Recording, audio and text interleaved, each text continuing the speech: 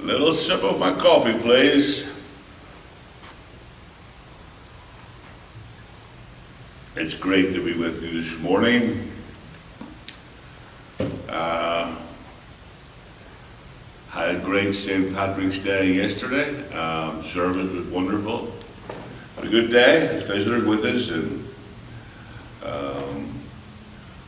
we had Jim McGuigan spoke for us yesterday morning, and he had visitors with him.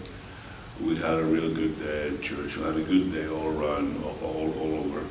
It was good to be in worship and be together as a family.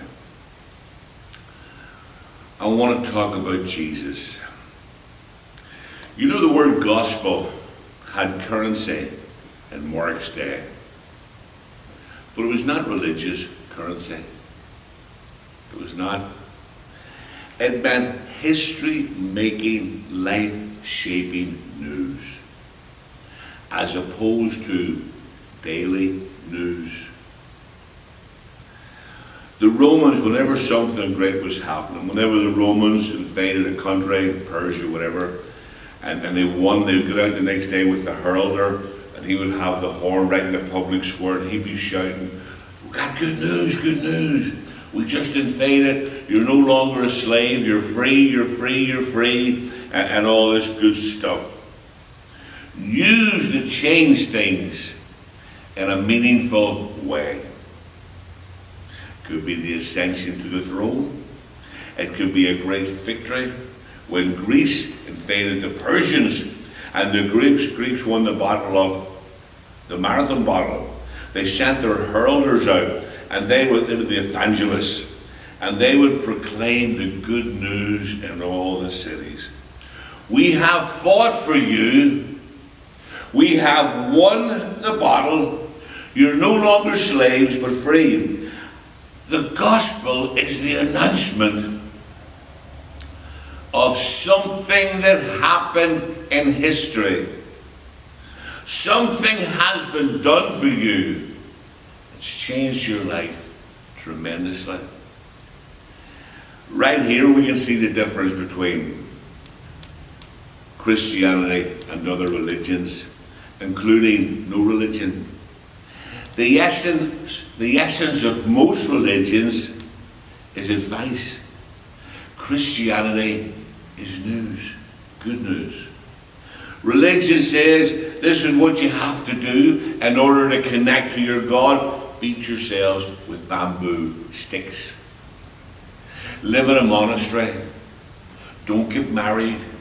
Get into the Gandhi River several times a day. Have prayers several times a day. Don't do this, don't do that, don't do the other. Live this way, and you may just connect to your God. You just may earn your way to God. My friend, the gospel is what God has done in history. This is how Jesus lived. This is how Jesus died to earn the way to God for you and for me. It was joyful news. Joy was a part of Christianity. Rejoicing in joy. Even James talks about it when the heat's turned up. James chapter 1, verses 1 through 10. What do you do when troubles come along? Rejoice in them. Rejoice and be happy in them. Don't be sad.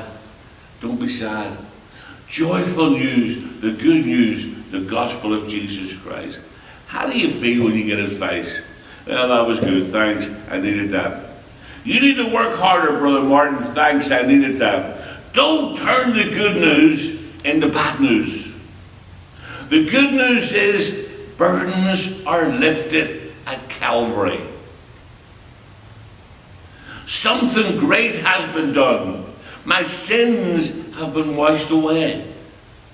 The gospel is that God connects to you on the basis of what He has done, not what you have done. And that makes a difference between Christianity and all other religions. Don't you just love Jesus? There's something about that name. Jesus.